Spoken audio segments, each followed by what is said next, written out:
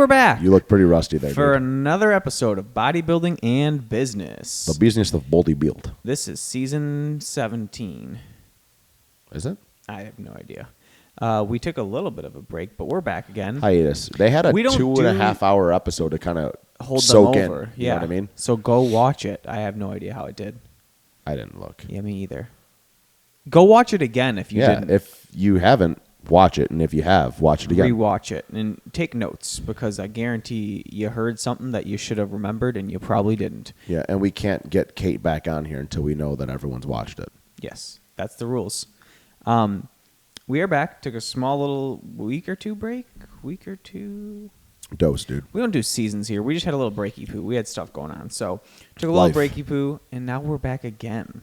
Guess who's back? Behind the mics. Yeah. Don't call it a comeback because I've been here for years. Yeah, they don't know about that. They don't. They're way too. Our audience is way too young for that. Unfortunately. Grow up.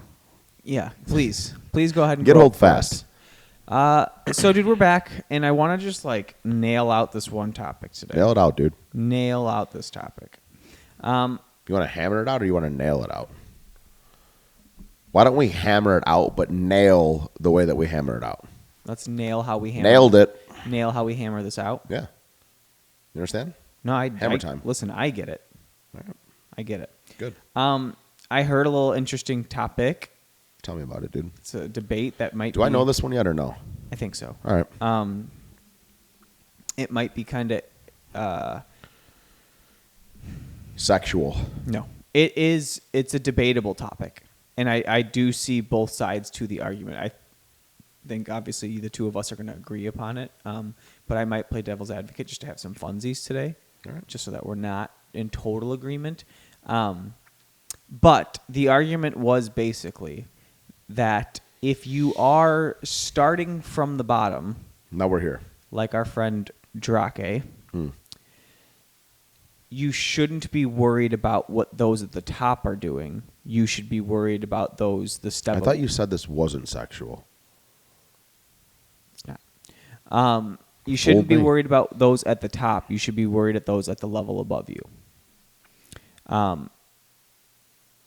Referencing, if you are, and obviously we are bodybuilding in business. Don't have to tell you guys that, so we can talk about bodybuilding. But this was prevalent in any aspect of life. Were they talking about bodybuilding specifically, or were they talking about life? They were talking about bodybuilding, but then they also referenced it to other sports, right? They said something like a quarterback, right? And they said Joe Montana. If you're a JV quarterback, should you be watching Tom Brady's tape? Probably not. You should probably watch the varsity quarterback's tape and see what he's doing to be the varsity quarterback, not what Tom Brady's doing, because you're not going to do what Tom Brady does. You just skip a lot of steps to get there. Right. You need to figure out what the varsity quarterback's doing first to make sure you can be a varsity quarterback. I don't fully know your argument, but just using the comparison that you're using. So, well, let me finish. Okay. So in bodybuilding, I won't speak. If you are somebody who has yet to become a competitive bodybuilder, and again, I don't even want to use the word be a competitive bodybuilder, but let's use someone who hasn't put the years into bodybuilding yet. Okay.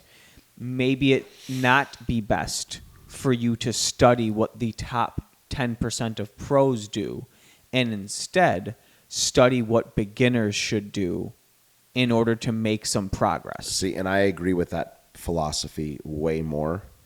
I think bodybuilding, again, I understand where the comparison was, but I think that comparing a JV quarterback to, I don't know if you said Tom Brady or Brett Favre, who you said, right?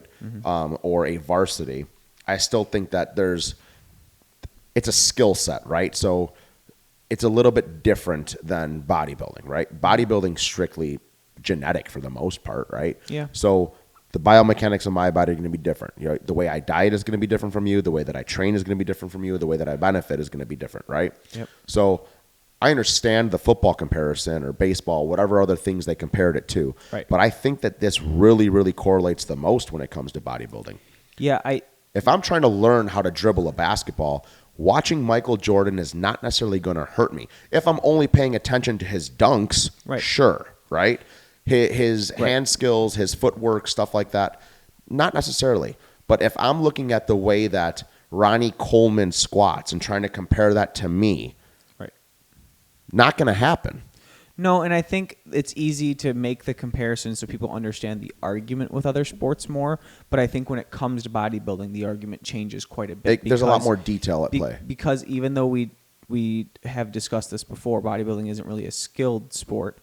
There is certain skill to it. Did you watch one of the most recent podcasts with Fuad and with Mike on it, where he talked about skill at all? Probably. I think I'm caught up. So Mr. Big Mike Van Wyck. Yep, right? that's his name. Yeah. Not to be confused with John Wick. Yeah, two totally different. Could probably be John Wick, but yeah, he did use the word skill, and again, there's been a debate about whether bodybuilding is a skilled sport, and like you just said, it's more of a genetic sport, right? But he did use the word skill and saying that you can teach somebody to get better at a lift, and you can educate on proper biomechanics so that you're not just moving weight, you're getting more skilled at that exact lift. And I agree with that, but genetics still come into a play. 100%. The way that you may be teaching me to do my squat, my bench press, my bent barbell row, whatever it is, the way that you're moving to feel in the targeted areas for you still may be different for me. Sure. There's general guidelines to follow, Yep. but I still might need to switch my stance up, my grip up, or whatever, right? Yes. In order to get my muscles to contract the way that I want them to from a certain movement. Yep. Which is why I'm not going to argue that, I'm not going to say there's no skill in bodybuilding. There is, right? Yeah. But there's still a lot more when it comes to actually teaching and developing, Right. I feel, than another sport. And he was only making that point, as being a trainer, and making that point of being a good trainer, is that having the ability to see a client do an exercise and either do it correctly or incorrectly, and then having the ability to teach them this new skill to get the most out of the exercise. Yeah. So like he was making a broader point than just saying it's a skill to be a good bodybuilder. He was making a completely different point, but I just wanted to make that known that there are skills that you can still learn in the gym to make the movement itself better. For sure. So when it comes to talking about being a bodybuilder, and I think this works a little bit more in the gym than out of the gym, but the kitchen is equally as important. So I guess we can find a way to bring that into this as well. I think to myself, if you come to me looking for coaching and you're asking me questions about, hey, like, why didn't you write in? Oh, nice. You like that? Yeah, there's a huge difference. Yeah. Saying, I hope they didn't hear all that. Should we start over? No. I'm just joking. Andy will fix it. Yeah, fix it. SSS.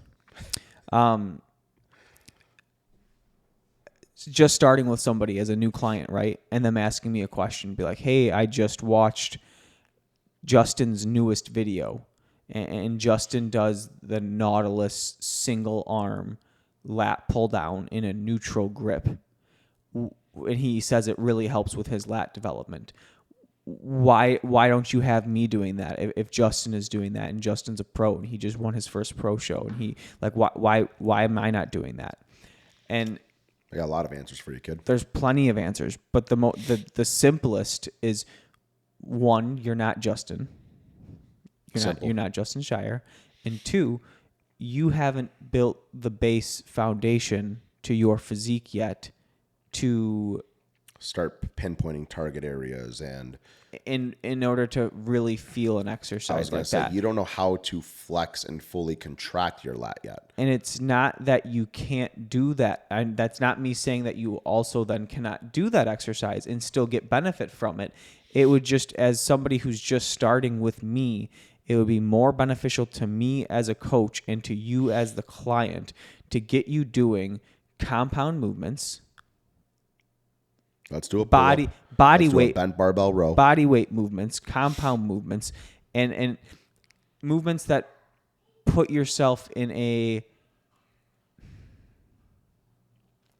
advantageous body positioning for peak. What's the word I'm looking for? Peak body mechanics, right? Rather than where you see like a Justin doing this move, and this is a very specific movement. I don't even know if Justin does it. Maybe Hunter does it. I don't know. But sitting, leaning back in a Nautilus single arm pull down machine where they're bent back, their lat is engaged the entire time, and they're just cranking down on their lower lat, right? And like, sure, that exercise probably feels amazing for them. And even me just doing that right now, like I know what I could probably feel that motion just the same as well. But I've also been doing this for 10 plus years. Just because you can watch their video and see them do it doesn't mean you have the ability or skill set to also go take that exercise and perform it and get the same that pro is getting out of it. Justin Hunter, whoever the pro is, didn't build his physique with that exercise. No. There was a base. There were years of work that were put in of eating calories and moving weight. Yep. Way before they started pinpointing certain exercises that they like or feel the most, or that they needed to finish to put the finaling touches on their physique. You doing a very specific exercise, a very pinpointed exercise like that. I'm not going to say it doesn't make sense, but doesn't make sense to me unless it's an accessory exercise for a newbie or a beginner who's working out, besides the fun and enjoyment to it. Yeah. I think, yes, there's a part of being a coach where you got to make the lifts a little fun. You got to make them a little enjoyable for the client. We don't have to, but I like to. You have to make it, yes. I like to make it enjoyable for them. It keeps them more engaged. Absolutely. Makes them look forward to the workouts more, makes them actually put more effort into the workout. Right. Agreed. But the bulk of what I don't want to say prescribing, but the bulk of what I'm prescribing from their training standpoint is going to be get these compound lifts down and get the feeling for these movements. And if I don't think you're getting it, then I'm gonna be asking a bunch of questions. I might be asking for videos. I might be asking to see it. Like I want to make sure that we're getting the basics, the most out of the bread and butter first. Yeah, the basics down first. And that's how I'll find a way to segue this into the food thing too. Because yes, it is just as important in the kitchen as well. That's why I don't. We'll pick on him. We love him, but we'll pick on him a little bit. The old Mr. C Bum. Okay. Yeah. Everybody knows him. Give it to him, dude. Everybody knows him. Everybody loves him. I love him. Be a fucking savage, dude. You know what I mean? I love him. He, in a lot of his cooking videos or his day of eating videos, he's been known for making these protein pancakes, right? Out of essentially just his breakfast ingredients, blending oats, blending protein powder. Instead of eating protein, he makes it into a pancake. Nothing wrong with that. I am not saying don't do that, right? But he didn't build his physique eating protein pancakes. He built his physique just getting calories in, just eating food. And if you went back far enough, or you listened to what him talking about him being a kid, I'm pretty sure he said like his mom would bake a lasagna like every other night, and he would split it in half and just take it to school and just go to town on this lasagna all day long. I like him. But like that's what it. He was young. He was. I don't remember if he was an athlete, like a football player or whatever, or he just went right into bodybuilding. I don't remember exactly, but he was young. He ate calories and he lifted weights. He got simple math. He got the bread and butter literally down. Now he can make this cool video where he makes these pancakes that probably are delicious and they probably taste amazing, and like it probably helps get through prep. If I was eating pancakes every day, I'd probably be a little bit happier too. So like, yeah, now he eats those things and it works for him. And now he does, I don't know, some exercise. He doesn't really do many fancy exercises, but I don't think I've ever watched one of his videos, to be honest with you. But that's just me being honest. I'm sure he does something that somebody might say is unnecessary as an exercise selection standpoint. I'm sure he does something like that, but like he wasn't always doing that. Yeah. I mean, his old videos, from what I remember seeing, are like, I deadlifted 600 pounds today. Cool. He went in the gym and he picked up heavy weight. Yeah, and you benched that. Ian's got that video of him being like 19 years old and benching 500 pounds or 600 pounds or something like that. He went in the gym and he lifted. He moved compound movements and just moved heavy weight. Yeah. and he just ate. If you think about it, though, I mean, like, taking them out of this, using us as references, right? Like, when you first started working out with me and Jason, right? Like, we weren't doing anything fancy. You and I actually still lift in a very boring manner. We don't do anything fancy still. But what did we do? How'd you build this foundation? Actually, that's a even Lifted heavy fucking weight. That's actually a better example. Look at the difference between Greg and I. Greg and I are probably 1.5 inches, 2 inches difference in height. But if you look... You give yourself some credit. You're probably at least 2 inches higher. Sure. Maybe. Either way. But if you look at the two of us, you might think Greg outweighs me by 30, 40 pounds, which sometimes he does.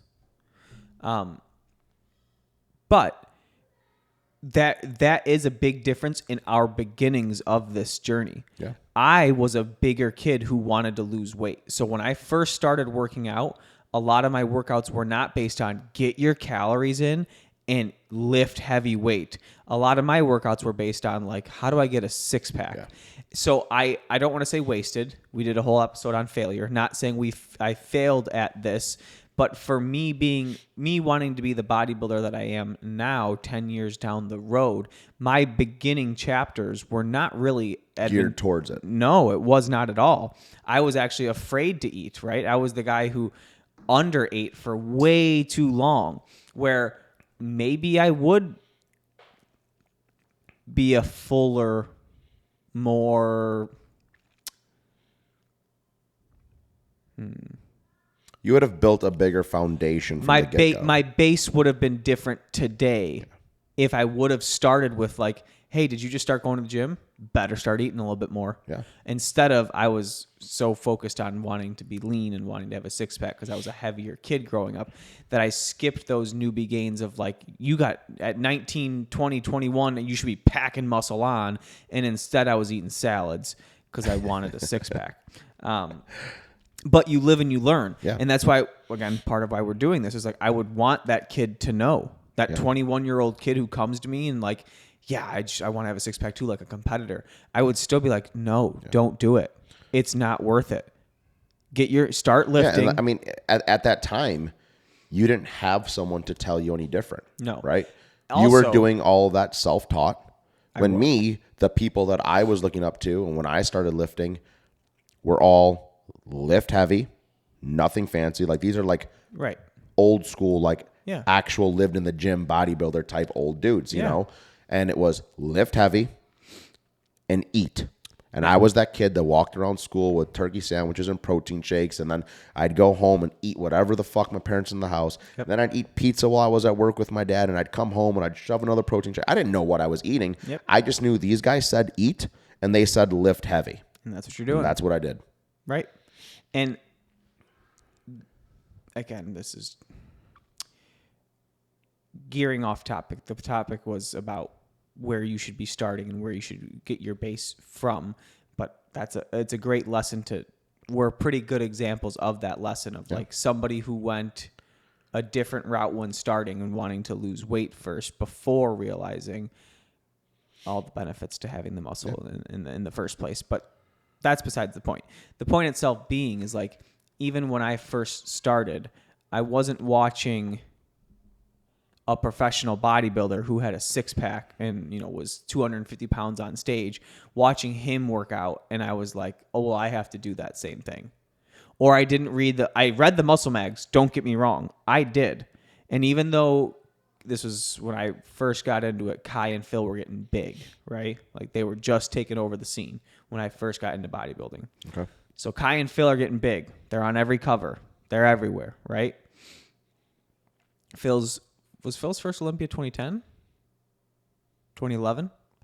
First win. I want to say 2010. Should I look it up for reference? No, Mr. Dexter 108, J 109 and 10. Phil's was 11. Sure. So that was right around when I had started, right? And that was when I first started losing weight. I still had enough wherewithal to know when I read that muscle magazine where it was like Phil Heath's Mr. Olympia diet 2011. And it was like 2 cups of rice, 8 ounces of chicken, whatever, 2 whole potato, whatever it was in the magazine. I still had the wherewithal to know, like, that guy's 235 That's pounds. not me. That's not me. I can't eat that and expect to look the same way. Yep. So I knew, again, does that mean I could have a totally different physique today if I would have tried to do that? Sure, I could have.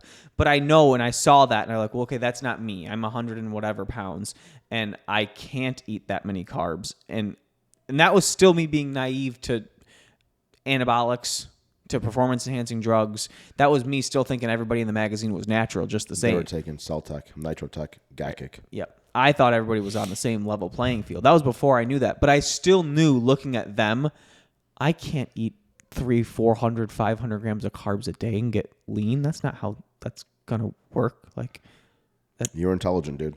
enough. I was intelligent enough to know that. But did it stop me from taking in that information? No. I took that information in and I knew that that's what top level bodybuilders are doing, but that didn't mean that I took in that information and said, well, that's what I need to do right now. Instead, I made decisions based on what I thought Pat needed in that moment. You knew there was levels to this shit. Didn't mean I didn't make mistakes, but I knew that there was levels. And I think that gets lost sometimes because not only is the social media era different than the magazine era, where when you read a magazine, it was like, it wasn't this constant change. The magazines came out once a month. The issues were monthly. Yeah. So once a month, you got someone's diet.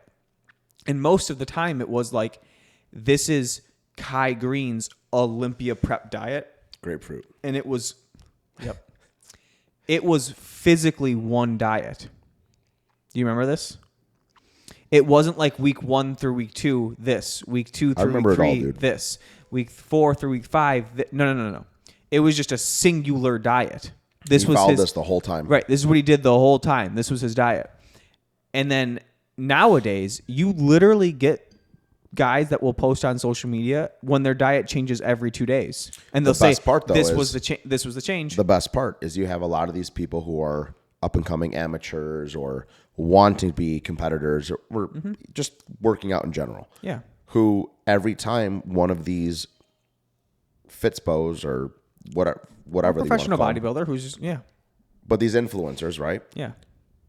People see them change their diet every time, and they think their diet has to change, and they think that their diet has to change to exactly what they're doing week by week to month to month. And that's the point that I'm making, where I think the magazine era was a little bit more beneficial in that sense, because even if you did try it, at least you tried it long enough to stick it out and let's see what happened. You had to try it for at least a month. Yeah. Let's see how this actually works with my body. Yeah. You had, you didn't have that constant new wave of information. You read this literature and you had it for a set period of time and you stuck with it until some more literature came your way. Yeah. And again, I think the technology era we're in right now is great, and I think it provides a lot of positives. There's a lot of good and a lot of bad. Yes.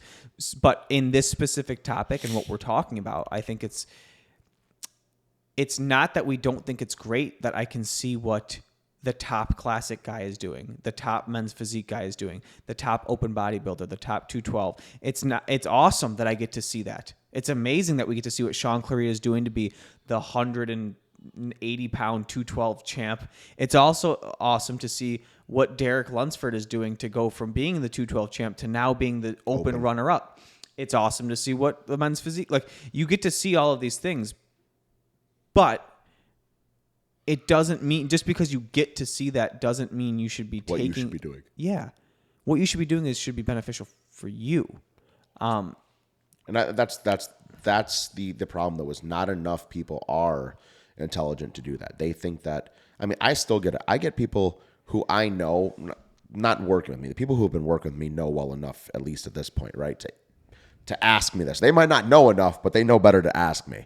But people I know in general who've been working out for years or dieting, whatever, hey, what do you have this client eating? A fucking magical recipe. What do you mean? If I tell you what he or she is eating, how is that going to benefit you? Right. You know what I mean?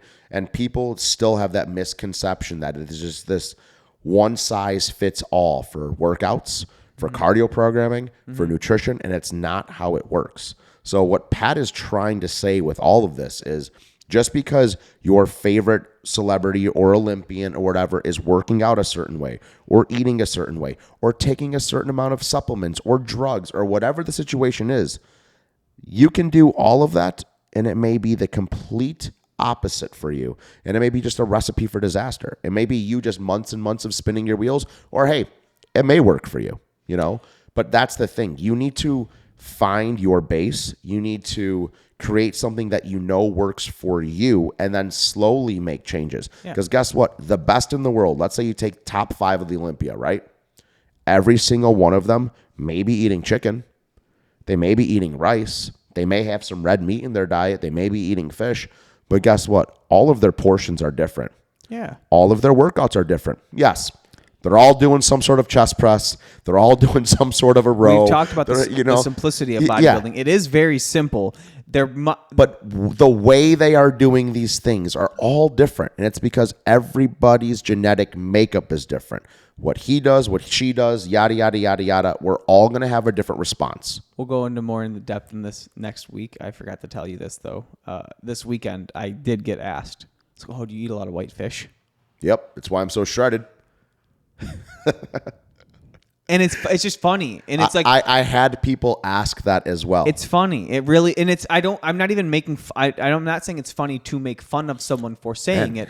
Skin's real thin, you know. But it was something that had been said in the past that bodybuilders would do in order to get stage lean. Was you want thinner skin, you eat white fish. It's not how it works. You don't have to eat white fish to get thin skin. Maybe it does work for some people, but you don't have to. Nope. I think what Seth did years ago with his videos, this was when Seth was Seth, man. Like, Seth is still pretty Sethy, but I get what you're saying. You know what I mean. Yeah. Seth. The real Seth. Yeah. When he made his... I hope he talked about me like that one day, you know? Like when he was Greg. That's when, fuck, dude, you probably already do. Anyways, moving on. Seth. Back when he was Seth and he made the first chicken and rice video, right? Do you remember that? No. It was probably 5 years ago now, maybe 6 years ago now. It was before he started Axe and Sledge, before he started All American Roughneck, I think. And it was or they were just starting. And it was like chicken and rice and steroids or something with the name of one of his videos. And he was just honest. He had this like journal. He's like, this is what I took. And he talked about like how it's a science experiment. This whole thing is a science experiment. And you just need to accept that it's a science experiment. And if you do it long enough and you take notes on all of it, you'll figure it all out. And he talked about like, you want to find a base? Just eat chicken and rice. He said, make 6 chicken and rice meals every day and do it for a month. He goes, a week in, if your body doesn't like chicken or rice, it'll tell you. And then you drop one of those things. Probably throw some fats in there. You know what I mean? Yeah, I get it. And then he goes, or you do it for, or you do it, and then after the first week, it does work, right? Or nothing upsets you. Great. Maybe try a little more. Or try some fat. And, do it for a month. How'd you feel after a month? Where'd your weight do? What happened? Can you add in something else now? Okay, so now meal 1, you're going to do eggs and oats. But the other 5 are still chicken and rice. Do it for a month. Did you still feel okay? Did it work? Did it whatever? Great. The best now part, take though, the is last... he's right. It's as simple as that. The problem is most people don't have the patience for that. They want results now. They want answers now. So they're going to do whatever the person who's already seeing results is doing. They're just going to repeat that. But Seth is completely right.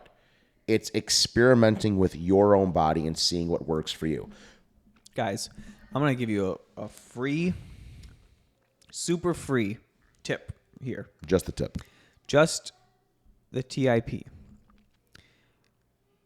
I've been on a couple stages before. Yeah, 2 tree. I'm nobody, but I've been on a couple stages before. It sucks. It really does suck. And I wish it wasn't the case. But I promise you, the journey is way more fun than the end, than the result. No matter how many shows I've done, no matter how many preps I've gone through, no matter how many times I've changed my body from A to Z, whatever A to B, whatever the outcome is, even not even for the stage, even sorry, from the end of a reverse to the peak of a bulk, right? I promise you the journey of it is way more fun than the end result. So just enjoy that thing. Yeah. Like it might sound super demoralizing to hear that Seth says you got to eat chicken and rice for a month straight to see what it does to your body. And you're like, that's forever, a month. You're going to learn so much about your body in that month. It's 1 month. First off, there's 12 of them in a year. And we're all around for a couple of these Hopefully things. a lot longer than a year. Yeah, we're all around for a couple of these things. And we've already been around for a couple of these things. And if this is really something you want, think about that. You want to be a good bodybuilder. You say you want to But you're not willing to dedicate a month to something. Right. You say you want to get on stage and get good and win a trophy and take something home.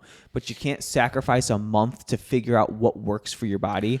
You can't take a month to say, you know what? I like doing all these fancy exercises that I see all these pros doing, but maybe I'm not doing them right. Maybe I should just scale back. I haven't been progressing. I'm not getting stronger. Right. I'm not growing. Yep. Maybe I should go back to the basics. And I got to pull back on the weight, and I just got to restart. Listen. I keep hurting myself. Maybe you need to pull back on everything.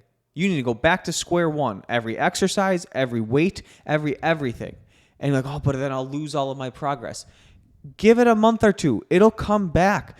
Take the time, and I promise that journey of, do preps suck? Absolutely. Anyone who tells you otherwise is lying. They're full of shit. Or they're not getting into shape. Or they're not getting lean enough. Yeah. Preps suck. Of course they do. They're monotonous. Bodybuilding's monotonous, but yes. But when you get off stage and you look back and you reflect on the prep, you're not reflecting on the 5 minutes, 10, 15 minutes of being on stage. You're reflecting on the hours spent in the gym. You're reflecting on the hours spent in the kitchen cooking meals, the hours doing practicing cardio, your posing, your cardio. The journey of it all is what is the most rewarding. It's where you're learning the most about yourself and seeing the most change. And fulfilling. Right. Yeah. You see the changes every day in front of the mirror. You don't see the changes on the day of the show in front on the stage.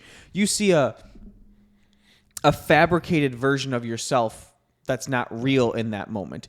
Every day is when you're seeing that change. And I know that sucks to hear out loud. I know it does. You work hard so that you can have this day and you create this thing that hopefully would be sustainable for a long period of time. Nope. If you just want to diet to get in shape and be a healthier person, that is what you should do, is to get to a point where you just love how you look in the mirror every day. But bodybuilding and loving how you look in the mirror every day are two totally different things. If you want to be a good bodybuilder, you need to accept the fact that the journey is the part that you have to appreciate. You have to do the things that your body needs you to do. You need to put your ego aside. And you just have to go to work. That's it. It's funny, though, because some of that contradicted each other in the sense that not your meaning behind it, but to some people listening who don't understand, is saying that, you're doing a prep and you're watching your body change day to day. But then you're saying, hey, stick to chicken and rice for an entire month and see if it does anything to your body. Well, people don't realize that. Sorry.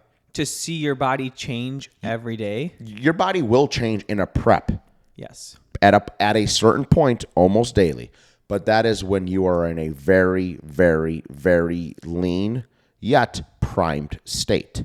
When you're just trying to learn what foods work for you, you are not stage lean. So takes time. And that's funny because when you're talking about people like wanting their diet to change every week when they're looking at these people post things, or even wanting their workouts to change week to week because, hey, I tried this exercise this week. I'm going to try the exercise that guy's doing now. Right. People don't realize that it takes time for your body to adapt to any change that you're throwing at it. So I can tell someone to eat just chicken and rice for 6 meals for an entire month. And guess what, guys? We probably won't know, other than you feeling full or whatever, if it's more food than what you're used to, whatever. Other than that, we're not really going to know how that is actually taking to your body for a couple weeks probably. So if you're expecting a diet change every single week, unless you're towards the end of a prep where you're trying to deplete and pull everything out of you, different story. But if you're just trying to gain muscle or drop body fat, your diet shouldn't change every week. And you should be taking, unless you're having negative responses to something, but you should be taking a couple weeks at a time approach and just letting your body adapt and seeing how it takes to the changes that you've thrown at it. And the same thing goes for workouts, but much longer. I have people who are following the same workout split for 3 weeks. Like, hey, do I get a new split yet? And it's probably because they saw Hunter or Justin or Ian or whoever do one of their favorite pro bodybuilders do a fancy workout, and they want to try and throw that in. I don't care if you throw that in as an extra on top of the work that I've already given you. But changing your workouts up and just trying new things every week, you're not going to get better. Stick to what I gave you, and you've seen my workouts. You're very similar. They're very much to the basics with maybe a little bit of spice for certain people for certain reasons, right? But you shouldn't be changing that every couple weeks, every 3 weeks, not even every 4 weeks, right? It should be something to where you're consistently trying to get better. You're trying to feel that movement more every single week. You're trying to get more out of it every single week. And once progression starts to slow down, now we change it up. Justin just posted either a post or a video or YouTube or Instagram, but I can't remember what it was. Justin's getting some shout outs today. Yeah, dude. What up, JS? Jay Shire. Since he went pro, he knew his lagging body part was his back. So since he turned pro at Nationals in not 22, 21. Yeah, it was 2 years ago. What year are we in right now? 23. Yeah. So he took all of 22 off, and then now he's competing at the end of 20. Yeah, so like a year and a half off, like completely off from competing in an off season. So he was in a full 12 or whatever 15-month off season before he started prep for these shows. He said he didn't miss a week of stiff-legged deadlifts. Yeah, you might see him post a new like fancy single arm pull down on his back day. But that's just because he knows that people don't want to see him do another 4-plated stiff leg deadlift. They want to see him do something else. But guess what didn't change? Just because he didn't post it doesn't mean he didn't do it. Yep. He did stiff-legged deadlifts every week for almost 2 years straight. It's that simple. Is it glamorous? No. Keep getting better at the same shit. You and me. If we've talked about anybody this before. Followed us around with a camera because we're bad at following ourselves around with a camera, and they watched our workouts. I should put a GoPro on all the time. Put it on your head, dude. I'm gonna start wearing hats, so I guess I could. But if they followed us, our exercise selection really doesn't change. Maybe if I get a new machine in and we're like, hey, let's try this out and we like it. Hey, let's start implementing this, right? Yep. But again, we've built our foundation. We've been lifting for a very long time. It's not our first 2-3 years of lifting, you know? But even then, dude, like we get new machines, we play with them for a little bit, and then what do? We go right back to the same shit that we know has always worked for us. I have clients all the time. They're like, oh, can I do this instead? Can I do this? No, you can't do that instead. But if you want to throw that in the end for shits and giggles, go for it. But we're going to get the most out of A, B, C, D. Yep. And until we see that it's not working for you anymore, we're not getting rid of them. Yep. Guess what? It's probably never going to stop working. And this is because you're only going to get better at it. I've said this 1,000 times before, and Say 2,000. And Greg always says, "Give yourself some credit. You are strong." I get told all the time, "Man, for your body weight, you hack squat quite a bit." I hack squat every quad day, and I have for almost going on 3 years now. Unless I'm sick. It's because I got a sick hack squat, right? Yeah, sick hack squat. Unless I'm sick, injured, in peak week of a show, and you don't even want me to do it. And even I think I still did it in my last. Yeah, I did it anyway. Whatever the case may be. I told you chill, and you were like, still did it. Yeah, fuck it. I'm just going to rep these out real quick. I still go and do it because I like the movement and I want to get better at it. It's a movement that works for me. And I want to keep improving at it. And let me rephrase that. He does not like it while he's doing it. He knows it sucks. It's miserable. He likes it because he knows he's consistently improving and it's working for him.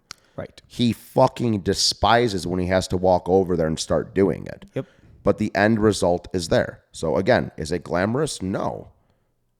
But it works. And it's been years of doing it. Whenever I do end up like,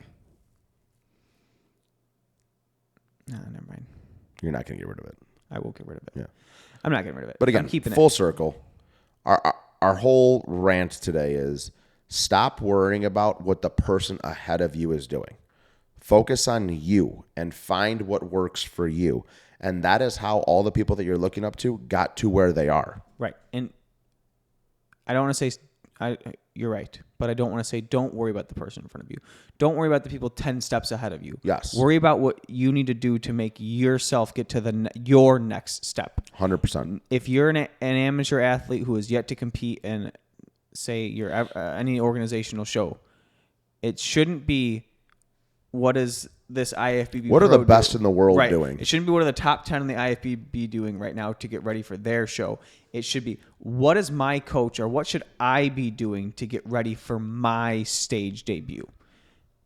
Whether that's in your bulk, in your cut, in whatever. What do I need to do to be the best version of me at this level that I'm at? Not what do I need to do compared to what the top 10 Olympians are doing to get ready for their shows. Yeah. Because those two things. Completely different. Worry about yourself. Obviously, you can watch their videos, whatever, for motivation. Heck yeah. Do all of that. We all do. Education is endless. For sure. For sure. Soak up the information. Yes. But have enough of a filter to know When to apply it. yes. When and where to apply it. But at the end of the day, this is a very, very selfish sport. We've said many times it's an individual sport, meaning everything that you do only affects you. So what somebody else is doing, they're doing it because they know how it affects them. Yep. That's it. Plain and simple. Do you and get better.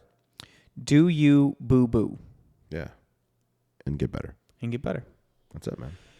You Well- got anything else to talk shit about? No, man. Consistency over everything. Yeah, dude. Shout out Elite Sports Nutrition. Shout out Elite Sports Nutrition. Shout out Band Preps. Shout out the Warehouse Gym. You got anything else we got to shout out? No, dude, just us, man. Just us. Bodybuilding business. Shout out to us. We deserve a shout out. All right, dude, I got it. We came back. We came back after 2 weeks. Sorry, guys. We're Yeah, back, though. We're back. Ciao. Can't get rid of us.